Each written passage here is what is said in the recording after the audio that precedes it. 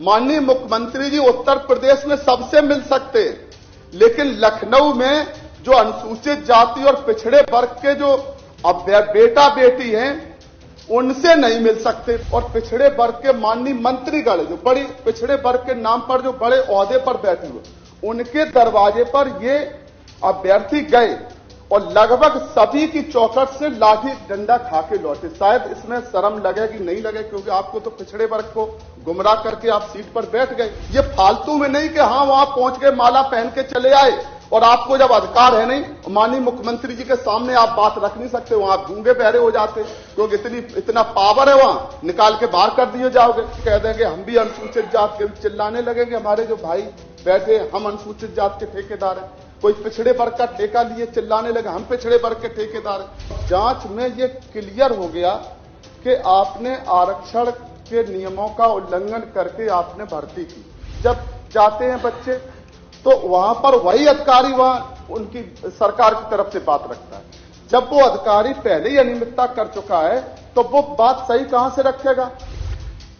सुन रहे हैं आप, ये हैं बहुजन समाज पार्टी के इकलौते एमएलसी भीमराव अंबेडकर, जो इन दिनों सरकार पर 59,000 शिक्षक भर्ती अभ्यर्थी मामलों में आरक्षण को लेकर हुई विसंगतियों को लेकर सरकार को घेर रहे हैं। आपको बता दें कि 59,000 शिक्षक भर्ती मामले में अभ्यर्थी लगातार इको गार्डन में धरना प्रदर्शन कर रहे हैं। वे अपनी मांगों को लेकर प्रदेश के तमाम मंत्रियों, नेताओं, दलित पिछड़े नेताओं, यहां तक कि मंत्रियों के पास जाते हैं, लेकिन अब तक उनकी कोई सुनवाई हो नहीं रही है, जिसको लेकर अब बसपा एमएलसी भीमराव अंबेडकर ने सदन में बड़ी बात कह दी। उन्होंने कहा कि ये नेता जो अपने आप को दलित पिछड़ा होने का दम भरते हैं, लेकिन मुख्यमंत्री के सामने इनकी आवाज नहीं निकलती और ये बस अभ्यर्थियों के साथ पहुंचकर उनके सामने फोटो खिंचवा लेते हैं, लेकिन मुख्यमंत्री के सामने इनकी आवाज नहीं निकलती।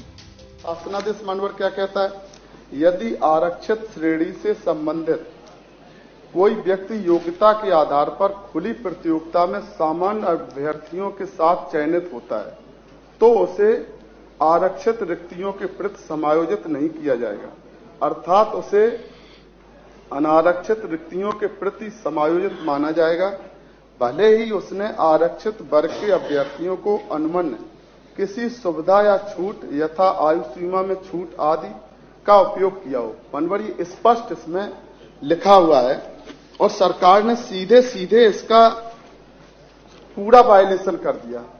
जितनी भर्तियां इसमें हुई मनोर सीधे क्या है कि जो इसमें आरक्षण का सरकार ने जो घोटाला किया, एक तरह से जिन अधिकारियों ने इसमें अनियमितता की, तो सबसे बड़ी चीज क्या है कि जो इस सरकार का हम देख रहे हैं, आप जांच करा लिए और जांच में ये क्लियर हो गया कि आपने आरक्षण के नियमों का उल्लंघन करके आपने भर्ती की। और जिस अधिकारी ने वो सूची बनाई अभी भी वो उसी को देख रहे। ये प्राकृतिक नेचुरल लॉ भी है कि जिस अधिकारी ने उसमें अनियमितता की है तो उसको उस सीट पर नहीं रहना चाहिए। लगातार आज तक जो भी रिपोर्ट अदालत में जब जाते हैं बच्चे तो वहां पर वही अधिकारी वहां उनकी सरकार की तरफ से बात रखता है। जब वो अधिकारी पहले ही अनियमितता कर चुका है तो वो बात सही कहां से रखेगा, उसके खिलाफ कार्रवाई होनी चाहिए।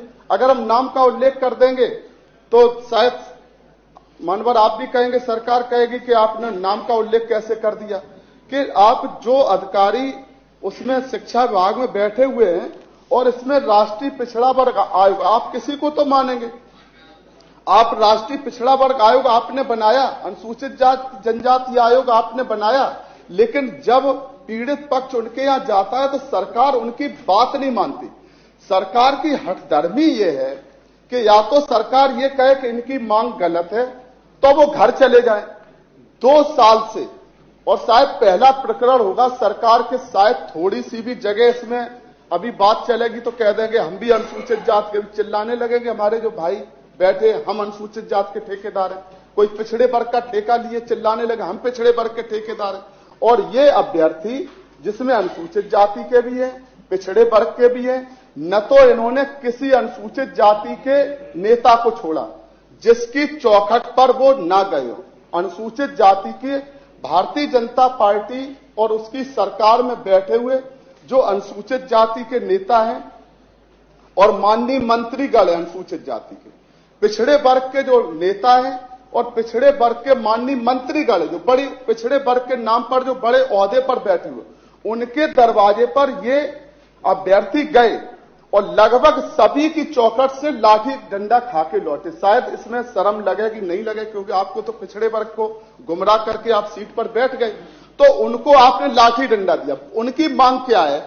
अभी भी वो 1.5 साल से ऊपर इनका हो गया, सीधा इन्होंने दिया 597 दिन। ये इन्होंने 2/2/24 तक 597 दिन इनको इको गार्डन पर बैठे बैठे धरना देते हुए और 39 दिन 5 अभ्यर्थी इसमें अब उन्होंने क्रमिक भूख हड़ताल पर बैठे हुए। 5 लोग रोज भूख हड़ताल पर बैठे, जिसमें 39 दिन इनको लगातार हो गए। 6800 माननीय मुख्यमंत्री जी ने इसमें सीधे लिखा हुआ भी है, ट्वीट भी है। माननीय मुख्यमंत्री जी का सरकार कहती chief minister office Uttar Pradesh, अब तो ट्विटर पे आ जाता है। ये ट्विटर है जो सरकार ने खुद आपके माननीय मुख्यमंत्री जी के ट्विटर हैंडल से आपने जारी किया।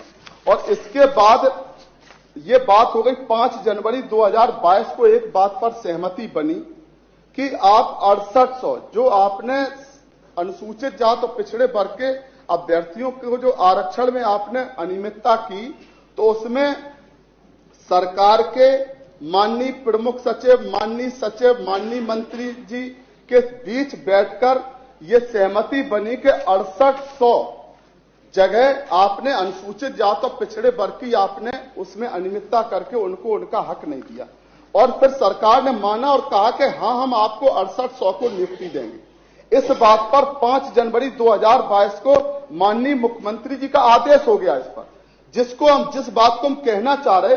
अब वो ये कि पहले भी हमने इस बात को कहा कि उसी समय चुनाव आ गया। अगर चुनाव में बाकी सब काम हो रहे थे, लेकिन अनुसूचित जाति और पिछड़े वर्ग का कुछ नहीं हो रहा था, उनके ऊपर तो जैसे ओले पड़ गए। उनके सभी नेता भी बेचारे, और माननीय मुख्यमंत्री जी के आदेश के बाद 6800 को नियुक्ति देनी थी, लेकिन आपने चुनाव का बहाना देके का चुनाव हो जाने दो, जैसे चुनाव हो जाएगा हम आपको सबसे पहला काम सरकार हमारी आपको नियुक्ति दे देगी। 6800 का आपने मान लिया और मानने के बाद आपने उनको नियुक्ति नहीं दी और वो चुनाव आ गया। चुनाव के बाद दूसरी सरकार क्या, आप ही की सरकार आ गई, ये भी मान लो, क्योंकि आपका ठीक है कि अनुसूचित जाति ने, पिछड़े वर्ग ने, अभी तो आप कहेंगे हमें सबने वोट दिया ही है जब आपकी सरकार आई, तो आपने उनको नियुक्ति नहीं दी। और उसके ठीक बाद से लेकर आज तक भी, आज जब हम यहां खड़े होकर उनकी बात रख रहे हैं, उस जगह पर माननीय मंत्रीगण के दरवाजे, शायद माननीय मंत्रीगण उस जगह गए हो कि नहीं गए हो, लेकिन आपके सबके दरवाजे वो छात्र पीड़ित अभ्यर्थी आते, जिसमें बेटा बेटी है, छोटे छोटे बच्चे उनकी गोद में, ठिठुरती सर्दी में वो वहां परेशान है, वो आपके दरवाजे जाते। हम एक दिन यहां से निकल रहे थे, सुबह 8-9 बजे के बीच में माननीय मुख्यमंत्री जी के आवास के बाहर सभी बाहर बैठे हुए थे। तो हमने देखा कि यहां क्या है इतने सुबह, तो गाड़ी धीमी की। तब तक एक बस पुलिस की आई और आके वहां बराबर पे, तो हमारे आगे से निकली, तो हम उसको हमारे आगे ओवरटेक करके, और वो काहे के लिए आई, बड़े आराम से प्यार से आप क्या करते, माननीय मुख्यमंत्री जी से मिलने आए थे। तो माननीय मुख्यमंत्री जी से तो मिलना नहीं हुआ। माननीय मुख्यमंत्री जी उत्तर प्रदेश में सबसे मिल सकते हैं, लेकिन लखनऊ में जो अनुसूचित जाति और पिछड़े वर्ग के जो बेटा बेटी हैं उनसे नहीं मिल सकते, बाकी सबसे मिल सकते हो ना। पिछड़े वर्ग के जो नेता हैं वो तो मिल सकते माननीय। अभी बात चल रही थी कि सभी अब भारतीय जनता पार्टी में दरवाजे बंद हो गए, क्योंकि ज्यादा पिछड़े वर्ग के अनुसूचित जाति के लोग चले गए, अब दरवाजा बंद हो गया है। लेकिन जनता के लिए तो दरवाजा बंद नहीं हुआ होगा।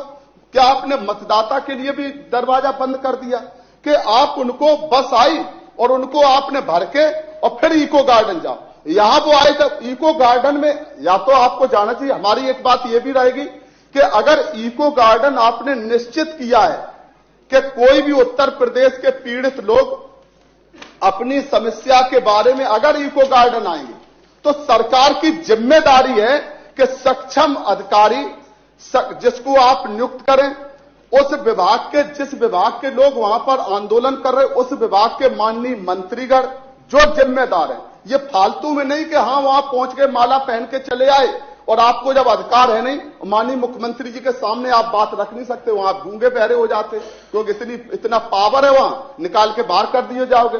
तो वहां आप चले जाएंगे वहां इको गार्डन। इको गार्डन जाना किसको चाहिए? जो पावरफुल मंत्री है, जिसकी बत्ती वैसे ही बुझी हुई है, वो क्यों वहां जाके माला पहन के चले आते हैं? आप वहां जाएं। माननीय मुख्यमंत्री जी से भी हमारा ये निवेदन रहेगा सदन के माध्यम से कि अगर पूरे प्रदेश में कहीं भी, जब उत्तर प्रदेश में जिस जगह को आपने निश्चित किया, सरकार ने निश्चित किया है कि पूरे उत्तर प्रदेश में किसी के साथ किसी के अधिकारों का हनन होता है, तो वो इको गार्डन आए, वहां पर अपनी बात रखें, हम उनकी बात सुनेंगे। तो फिर आप क्यों नहीं जाते वहां? फिर वो क्यों दरवाजे दरवाजे भटकने को मजबूर होते हैं? तो सरकार खुद जाती। 600 दिन में 597 दिन में सरकार अभी इको गार्डन पर जाके उनका मांग पत्र नहीं ले पाई और न माननीय मुख्यमंत्री जी से मिलवा पाई। उनकी एक मांग ये भी है, ये जो मांग पत्र उन्होंने दिया है उसमें ये भी कह रहे बेचारे कि माननीय मुख्यमंत्री जी से हमें मिलवा दो, हमारा जो कुछ हो हम उनकी बात सुन के घर चले जाएं। हम क्यों, जब हमारा होना ही नहीं है, जब हमारे अधिकारों की कोई सुरक्षा सरकार करेगी नहीं, तो जब सरकार बदलेगी, जब आरक्षण के पक्ष की सरकार आएगी, तब हम अपनी बात रखें। अगर आप कहते कि हम दलितों की हितैषी सरकार है, हम पिछड़े वर्ग की हितैषी सरकार है, पिछड़े वर्ग के लोगों का हम हित करते हैं, तो फिर आपको पिछड़े वर्ग के लोगों की बात सुन के 6800 को आप नियुक्ति दे दो। ब्यूरो रिपोर्ट, यूपी तक।